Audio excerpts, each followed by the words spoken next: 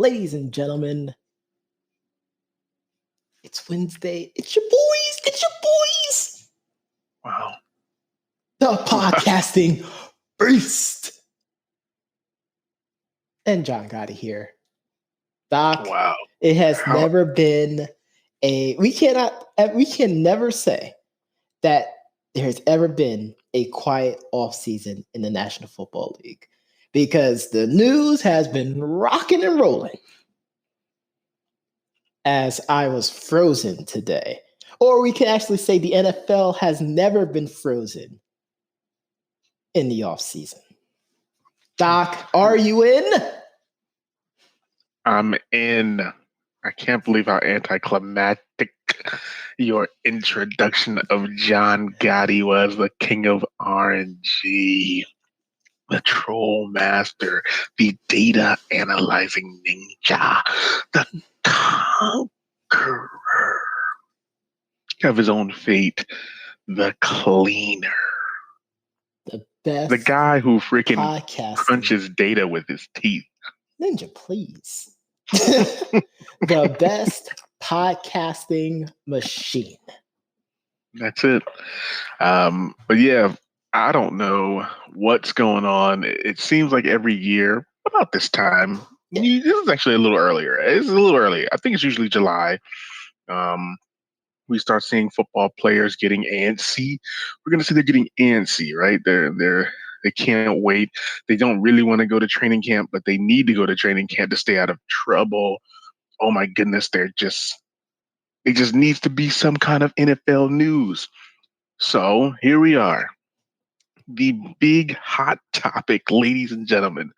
Carl Nassib, former Bucks and current Raiders. Okay. Defensive end. I was just adding dramatic effect here. Carl Nassib has come out as homosexual, and I mean, listen, Carl is a great player. I don't think it matters. I know he's also somebody that's really big into finance. So I don't know if this is the kind of guy you want to really not have on your side, because I think he's going to have a great career after he finishes playing as a financial advisor, because he's actually really, really good with finances. You've seen the Hard Knock special with him talking about money. And I hate to say this because it's going to seem controversial. But I'm really hoping that he is homosexual. I'm hoping that he really is, because when I think about what I just said about him being a finance guy, right? Yep. And seeing how his jersey numbers rose and flew off the shelf, I'm hoping for his sake that he really is homosexual. He didn't just say this knowing that it would cause hysteria and his finances would rise. I'm not accusing him of anything. I'm just hoping that this is the fact that he really is. That was the question I was going to ask you. No. Yeah. Because I really personally don't care. I mean, like I said, I don't really care who does who, right? As long as you're not trying to mess with me or my wife, I don't really care what you're doing behind the scenes, behind the curtains, in the bed, and wherever else you prefer to do it. No kids, no pets. I don't even really like people who mess with plants and animals like that. But it's like, are you okay? Are you okay? I saw you. I thought you were a little worried there for a second that I was going to go too far. No. Nope. Okay. The floor is yours, please. But yeah, that's the only thing I was hoping. But like I said, he's a great player. Him being homosexual has nothing to do with his skill. Obviously, it's one of those things like, oh my God, people are going to overreact, of course. Some people are probably going to, like we said off the podcast, talk trash about him and things like that. But at the end of the day, he's officially the first openly homosexual NFL active player, somebody who's active. We talked about it yesterday because I was curious. I was like, I feel like there was somebody else. And we did our research. And of course, we remembered the whole Michael Sam fiasco that was blown completely out of proportion. I mean, oh my God. So I highly doubt Carl goes down that same rabbit hole because, again, he's actually a quality player for the Raiders. Absolutely. So that was that. That was and it wasn't just Carl Nassib as well. It is also Washington Spirit soccer player Kumi Yokoyama also came out as a homosexual the other day as well. Just as and then you said WWE NXT superstar Tony Storm also came out as came out as bisexual. bisexual. Yes. Yeah.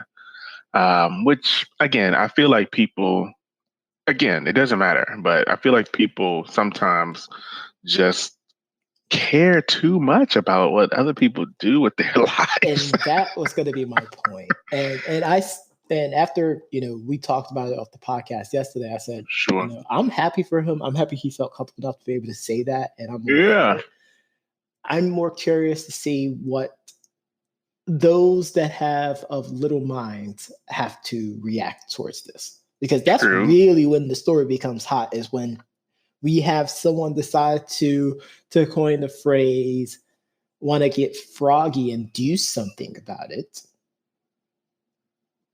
Like that's when the story really starts picking up steam. But I'm happy, he felt comfortable enough to do that. I'm happy that he was actually able to also pledge $100,000 to the Trevor Project. That was awesome, too, which is awesome.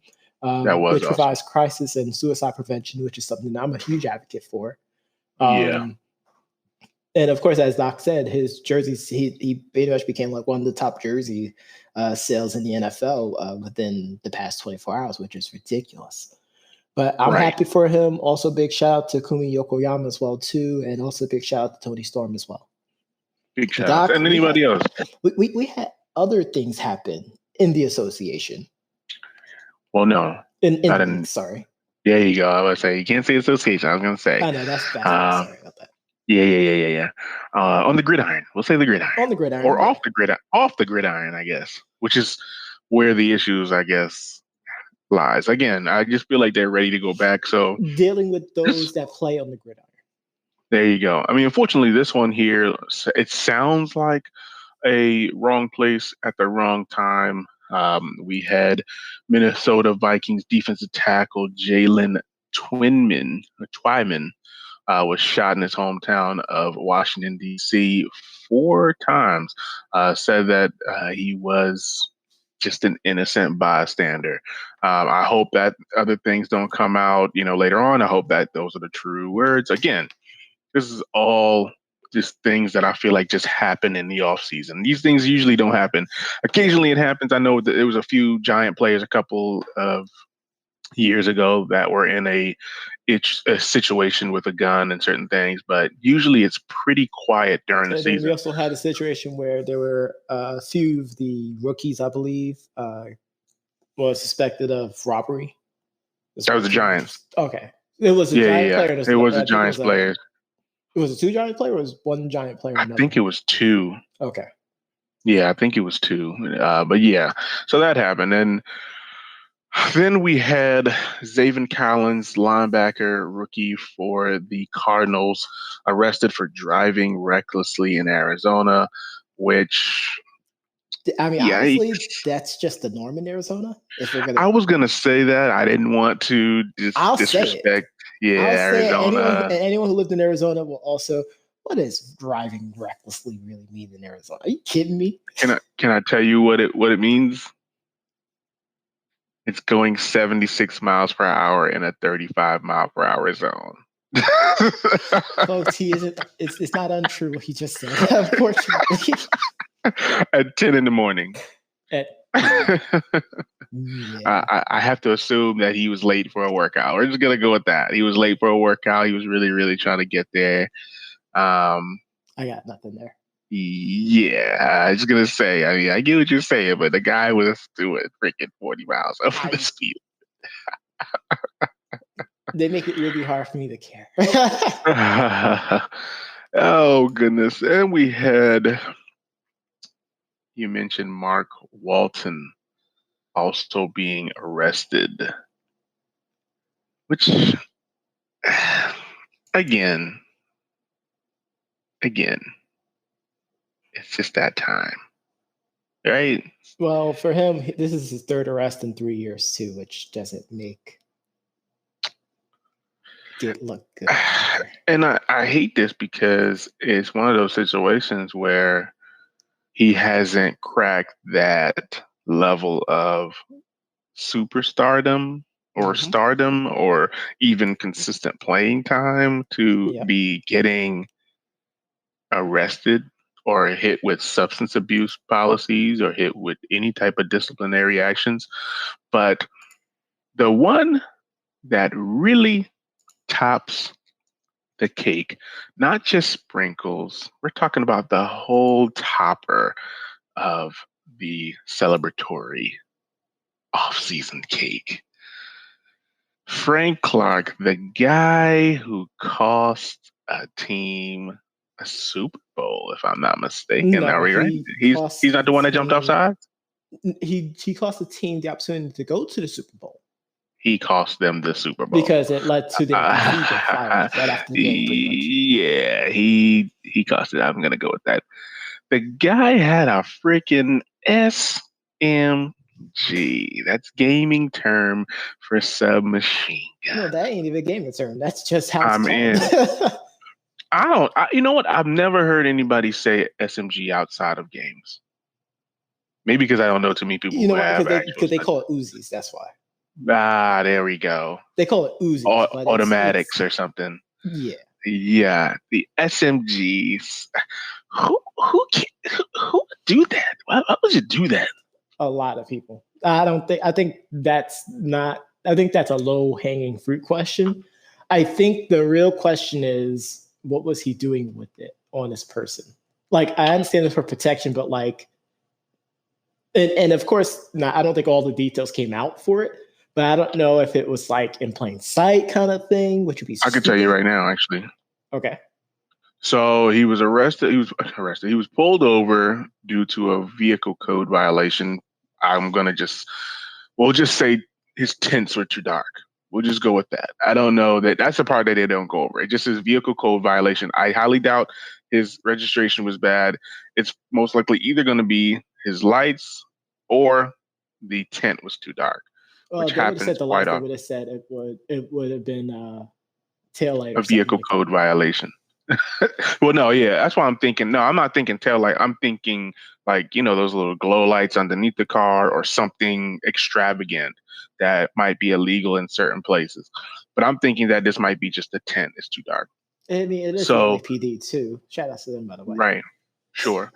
So I'm assuming it's not. Now, the only reason I would assume that it's not tint is because of the next part. It says they pulled him over for the vehicle code violation, and the officers observed a bag with an Uzi sticking out.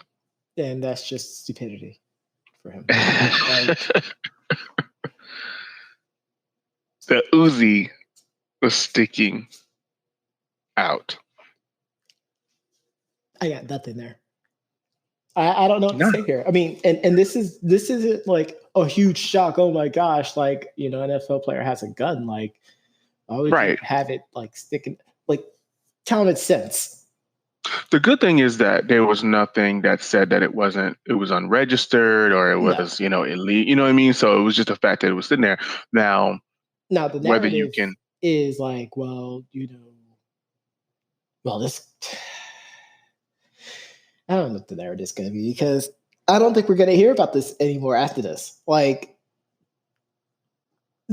honestly, I don't even know if he got did he get arrested for it? Like, he did. He got arrested. Is he being prosecuted for this? Where there's jail time? So I'm assuming.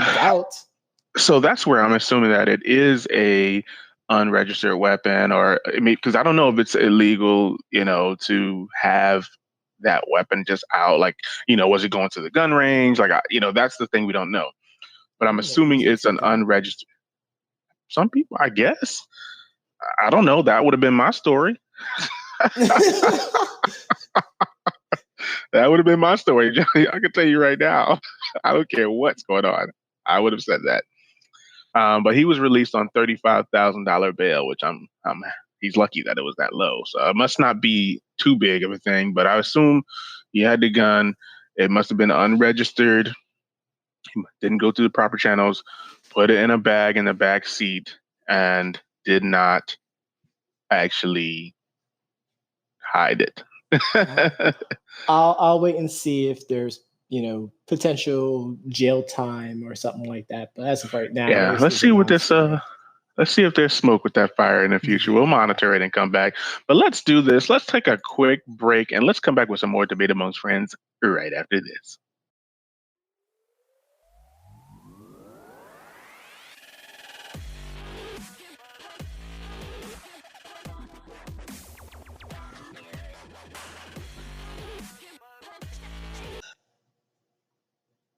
Ladies and gentlemen, welcome back. Oh my goodness. Doc here, coming back at you live with some freaking great news for a chance. I haven't talked about the Rockets in a long time. Doc was the most pessimistic person until last night. And, let me tell you something, Gene. And to quote Thanos, there's not much that'll excite Doc. But this lottery last night sure put a smile on his face. It's about freaking time something good happened for those Rocket boys as we get a chance to. Well, you know what? I don't want to spoil it. I'm gonna go down the list here. It was so entertaining. They stuck to the 15 to 20 minutes. The highlight in that Zion. Yeah. The highlight of the night to me, before we get into this lottery, was the freaking assistant associate, man. What's that guy's name? What is that guy's name? The guy that does the lottery. Do you know his name? No, you kind of just dropped that on my lap just I don't know if you just knew if you know his name. This was it, associate commissioner, the vice commissioner. What is it? I don't know his name, but that guy is hilarious. Let's see, not Mark Adam Silver. Mark. One more time, the last name. Mark Tatum. That guy was hilarious. There were times where I had to double check my tablet to make sure that it didn't freeze because he was waiting for the cue from the TV people. And it was so funny because he was not moving. So I found that to be so entertaining. But now this is what I'll say. The draft lottery, I think, really was awesome because number one, outside of the Rockets keeping their pick, of course, but we saw some really, really good entertainment and some really good build up. So let's start from 14 here. We had the Golden State Warriors getting the number 14 pick. The Indiana Pacers getting the 13th pick. Mm-hmm. The San Antonio Spurs getting the 12th pick. The Hornets getting the 11th pick. And the Pelicans getting the 10th pick. So it was at this moment that I breathed my first sigh of relief because I really thought that it was going to be 12 Rockets. Oh my God, it's over. We stink again, right? But here we go. We're at number 9 now, right? The Kings get number 9. Then the Magic get number 8. So when I saw the Magic get number 8, I immediately thought oh my God, they fell out of the top 5. No. But then I just kept going here. So then the Warriors, who we were saying before it started, wouldn't be surprised if the Warriors somehow got up to the top 4, just through manipulation and greed. Well, not manipulation, but it's depending on where certain teams hit on the draft order. So the Thunder get the number 6 pick, which is good for them. I know they were slotted for 5, but they got the number 6. The Magic then get their number 5 pick, which I think they were slotted as 1, 2, or 3. But they get the fifth pick, which at that particular point, I probably spilled water somewhere, jumping up and down, because it was at that moment that I knew that the Rockets were keeping their pick. Okay, so number 4, the Raptors get the number 4 pick, but this is only because I believe the Warriors won this pick and they swapped. Okay, so then number 3, the Cavs get their pick. Number 2, those Houston Rockets get the number 2 pick, and with the number 1 pick and the, I guess, Cade Cunningham sweepstakes goes to the Detroit Pistons with Uncle Ben out there looking suave with his championship ring just blinging.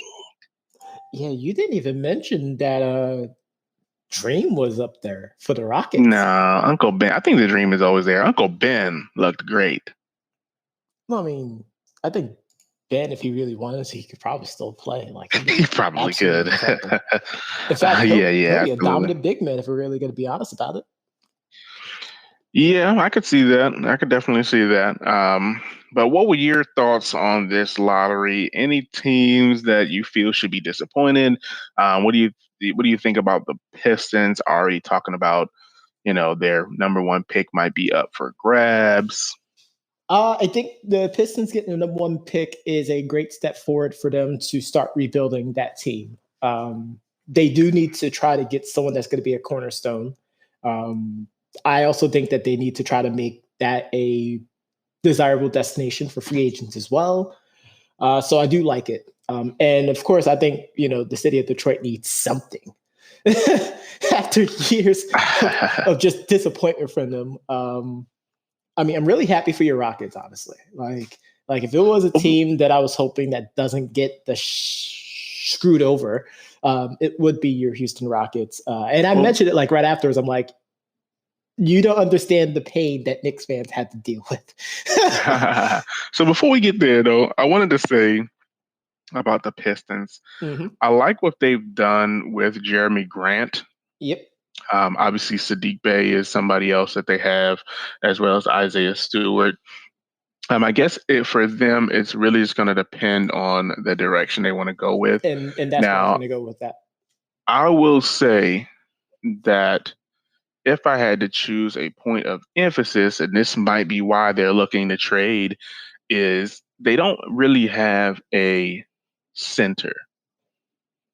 So this could be an opportunity because they had Drummond for all those years, and they had, he's not really a center, but Blake Griffin as a forward. I know that they have Isaiah Stewart listed as a power forward. Obviously, Grant plays power forward. Plumlee, he could play center, I guess. But I think that's the one thing they're missing. Now, Cade, of course, is a guard/forward. So I don't know if that would fit, but we don't know what we don't know. Maybe Dwayne KC. Those trade stories were more rumors instead of like actually coming from the front office from the Pistons. Oh no, it was from the Pistons. Okay. I was like, it was from so they're trying to do like a draft day thing. Okay, gotcha. No, what it might just be their way of gauging the interest, because I believe that Raphael Stone from the Rockets said the same thing. You got the number 1 pick. Of course, people are going to be interested in that. Are you kidding me? But how much are they willing to give up? I mean, that's the purpose. I mean, that just depends on the acumen of the trading team, honestly. It's like who wants Cade Cunningham, right? And it's like, are you willing to give up, pretty much 8 years of picks somehow? Because you can't do every year. You can't trade the following year.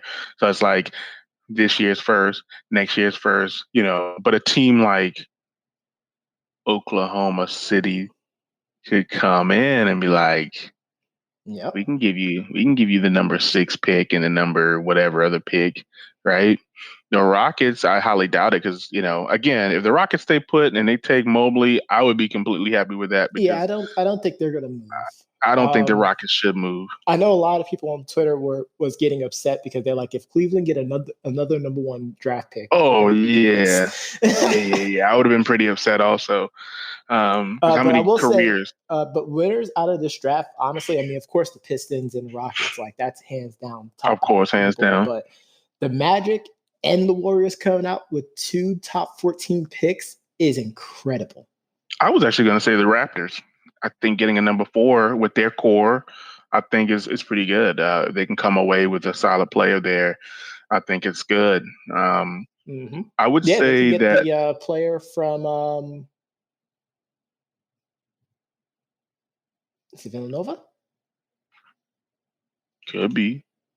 I think it's the player from Baylor. That's what I'm thinking of. Baylor. I got you. Yeah, looks to be a great addition for them in that front line. I agree. So right now, a lot of people have number 1, obviously Cunningham, number 2, Mobley, number 3, Jalen Green, who took the G League route. And then I think you might be talking about Gonzaga, Jalen Suggs. Yes. But there's a lot of good players, man. I don't think that there needs to be any reaches. I'm interested to see who takes a chance on Michigan's Frank Wagner. As you know, I was pretty high on him, as well as a couple other people. But yeah, well, I mean, we'll hear more about these college players as we get towards the draft. Luckily, we're going to hear about all of them instead of just 1 or 2. Thank you, right? NBA media. I think now, especially that we have the college route or the G League route. The G League route, because we have 2 of one of the top 4 prospects is coming from the G League. Well, I was going to add, so that adds to it. So it's not just college, right? Before it was either college or international. Now it's college, international, or G League, which creates a different dynamic. So people have seen people play in the G League right now. It's like, okay, this is perfect. I see what this guy can do against some NBA competition or people who played in the NBA, and we know their skill level. Are these players from high school able to dominate these players that are already in the pros? And that kind of helps go from there. So that's pretty awesome. Yes. But that was last night, the NBA lottery. I mean, definitely congratulations to the team. Congratulations to the fan of those teams. Hopefully your team is drafting where you want them to. And feel free to comment on our Instagram or Facebook page, letting us know who you want your team to pick at their slot, or if you want them to trade. Do you want them to trade? Can you dig it? Sucker! Now, speaking of digging it, with 0.9 of a second, John Gotti, can you dig an alley-oop bucket to win the game? You kidding me? Ooh. When people talk about game winners, like they keep talking about 3-point shots or like 3/4 shots or half-court shots. I love a good lob dunk to end the game. Of course. Like, it wasn't just to end the game. I mean, I think they did a lob in the first half, they did a lob in the second half, and then a lob to end the dang game. Well, and honestly, like how apropos it was against a team that was referred to as Lob City. How apropos was that? But they're far removed from that. What a great game. I enjoyed myself so much. Of course, the lob heard around the Valley of the Sun was the big news. But then, of course, other people are talking about the head-on collision. Right. Meeting of the minds. The broken nose. Yes, you broke my nose, man. Yeah, I was waiting for that to come out. Yeah, broke my nose. Patrick Beverley and Devin Booker. Of course, people immediately, went to the Steve Nash comparison.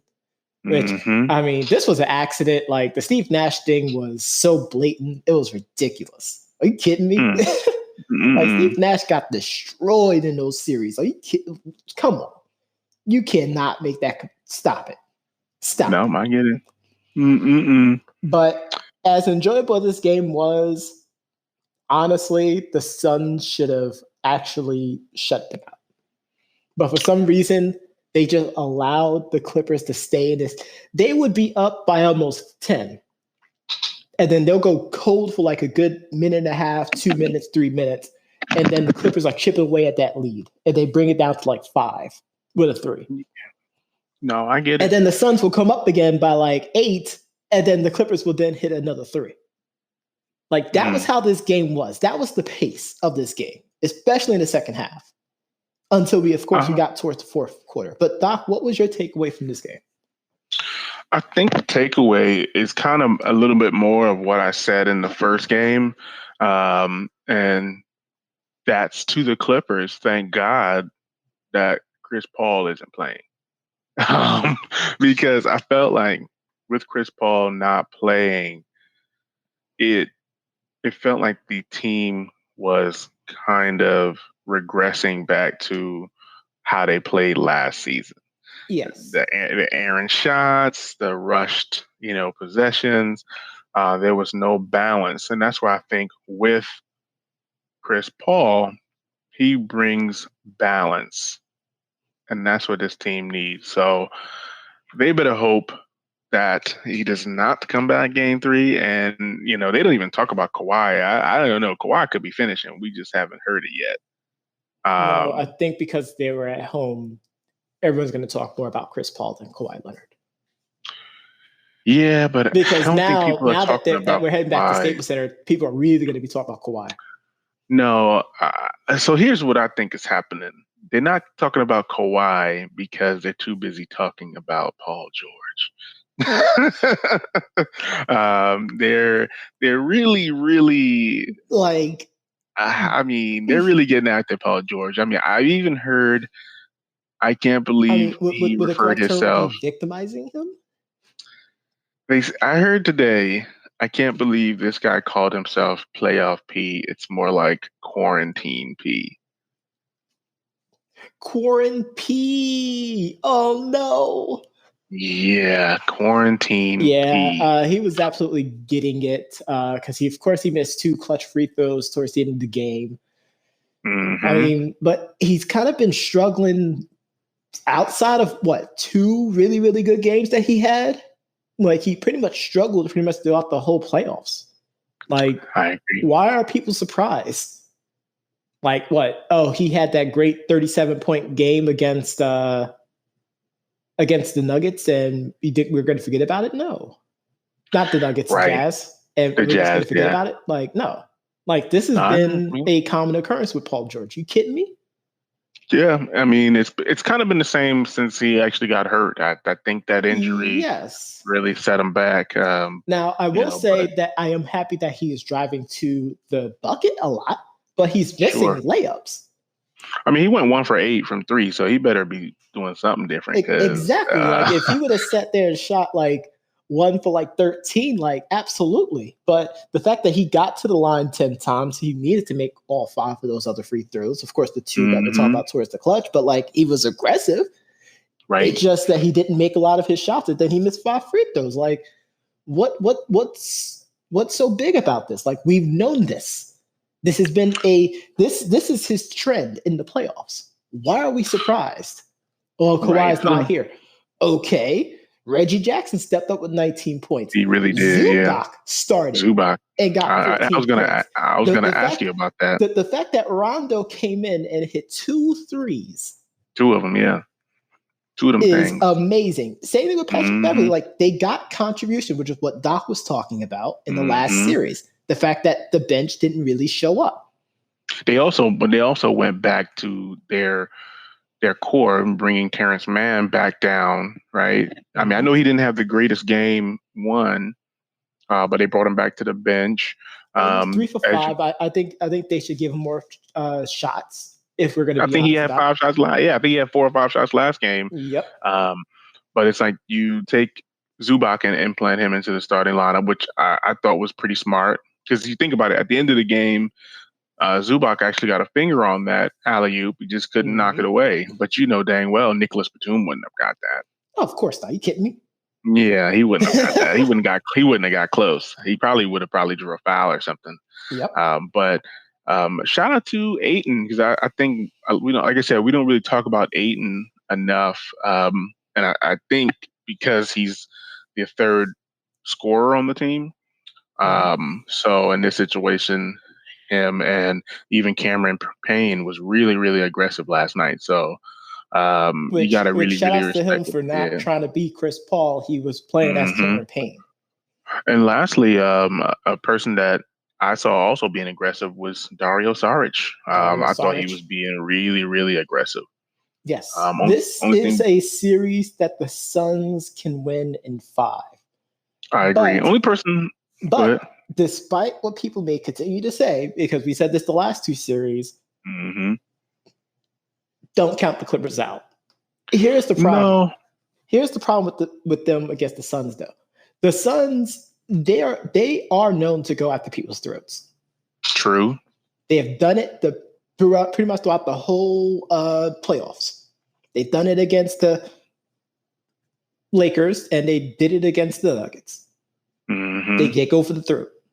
They're not gonna allow you to try to get back into the series. If they smell True. it, they're going to try to defeat you. Which I hope that they do. I think they could beat them in 5. Now, outside of a few outlying parameters, because of course injuries has been played a big role in just all these playoffs, and of course we have Nosegate to deal with this well too. True. Like, there has been something going on with the Clippers, and they show flashes of greatness, but that's exactly what they are. They are just flashes. It's not consistent.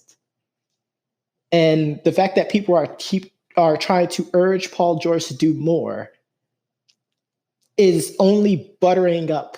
Like, it's like butter inside of an oil fire. It's not gonna douse the flames. Like, this is what PG has been doing throughout the whole playoffs. Reggie Jackson has been a great. If Reggie Jackson wasn't the type of player that he is, this would have been a blowout. I agree. I think the only thing I would recommend for the Suns, I don't know why, but I probably would replace Torrey Craig with Frank Kaminsky. That's like the only thing I would do. I want to see Frank out there because I think Frank can really do it. If when and I'm saying when the Suns win this series, because I think that they're going to win this series. I'm gonna be so happy to see Frank Kaminsky in the NBA Finals. Because we both like Frank Kaminsky. Yeah, I think Frank the Tank is a monster. Frank the Tank. But last game here, we have the game 1 of Atlanta visiting the Bucks. Who you got, Johnny? What are you thinking? I think the Bucks gonna win game 1. You think so? I don't know anymore. I think the Bucks gonna win game 1 because they're gonna try to bring that momentum. I mean, they both have game 7 momentum coming through, but the Hawks only have how many days of rest? I feel like this series took forever to restart. Let's see. It was Sunday. They've had 3 days. Yes. Because they traveled from Philly to Milwaukee. So their game 7 was on Sunday, which seemed like a week ago. Honestly, it doesn't even. So it they doesn't had 3 feel days like rest versus I think the Bucks had 4 days rest because they played on Saturday. Yeah, so I don't think that's going to be a major contributor. But I think Milwaukee's going to try to establish home court. I don't know. This one's going to go at least 6. Yeah, I don't know, man. This one's going to go at least 6, and it's more because of flaky offense from the Bucks. And I heard a very, very interesting article, and we're going to wrap it up, folks. But I've heard not an article, but a very interesting take from a YouTuber who said, yes, if the Bucks win the championship this year, Mike Budenholzer's job is safe. But I'm still going to be on the point of, even if they win, he needs to get fired. I don't know. It's going to be tough. I mean, granted, you know me. I've seen it. You've seen plenty of coaches go to the Western Conference Finals. You've seen them win Coach of the Year. You've seen all these things, and then either that next season or whenever they're let go. So I can see it. But I guess it depends on how bad they lose, or either how bad they lose or how bad they win. Like if they just skate by and then they lose in the We both finals. know that the Nets didn't have the injuries that they had. This would have been a clean sweep in the Eastern semis against the Bucks. That would have been a clean sweep. Are you kidding me? I'm gonna be hey, they did it though somehow. Their punches, even though they weren't hard, they yes, kept punching. Exactly. Like, were you convinced about the Bucks after that series? I'm not convinced about anything. Like, I'm more convinced of the Hawks after the series against the 76ers. Like, I know people are talking about the whole Ben Simmons thing, and poor Ben Simmons is getting absolutely, roasted and crucified out there. Yeah, he might get traded for a second round pick. Like, yeah, his trade value has been plummeting with the quickness. Big time. But the Hawks, they won it. They won it convincingly too. I mean, it wasn't a blowout, but they went out there and went to a hostile environment, and they took it from the number one seed in the East. I think the Hawks can win this series. Honestly, when I look at it, and this is the last thing I'll say here, they can win. When I look at John Collins and again Clint Capella, going up against the likes of Giannis and I guess Brook Lopez, but you also have PJ Tucker out. Like the Bucks have to not try and shoot out with this team. Yeah. And that's where I think they learned from that game 2, game 3, take it to the rim, force these guys to make tough decisions, go for the block, take the fouls, because if they can get John Collins and Clint Capella in foul trouble, it'll control the game. But if they start shooting and you got Bogdanovich, you got Kevin Home Alone, who I think they're calling Kevon. They're calling him they're calling him Kevon when he's hot, Kevin when he's not. And that's what they're calling him. I didn't make that up. That's exactly what they're calling him. Well, we're gonna call him Kevin Herter because that's his freaking name. And Kevin Home Alone. I'm not gonna disrespect him like that. And then no, that's his teammates. I mean, you can't say no to his teammates. I'm not gonna disrespect him. I don't think that's disrespect to Kevon. I mean, come on, Kevon. What's wrong with Kevon? I'm okay. Please. Wow. I'm okay with that. Wow. I can't even call the guy Kevon. But yeah, anyway, when you got him, you got Gallinari, you got these guys who can really shoot it. Obviously, Trey. I don't think the Bucks want to shoot with these guys. This is not the Nets. You try to go 3 for 3 with the Hawks, and it'll probably be a big problem. Take it down low, work the paint, and the Bucks should have no problem.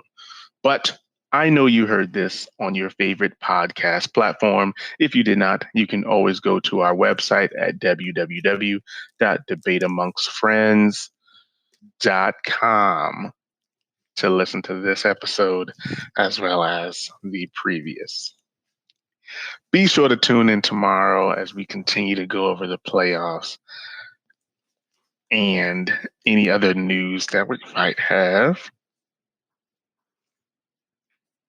Tune in every day, Monday through Friday at 4 p.m. Eastern Standard Time for more news, analysis, and the reads.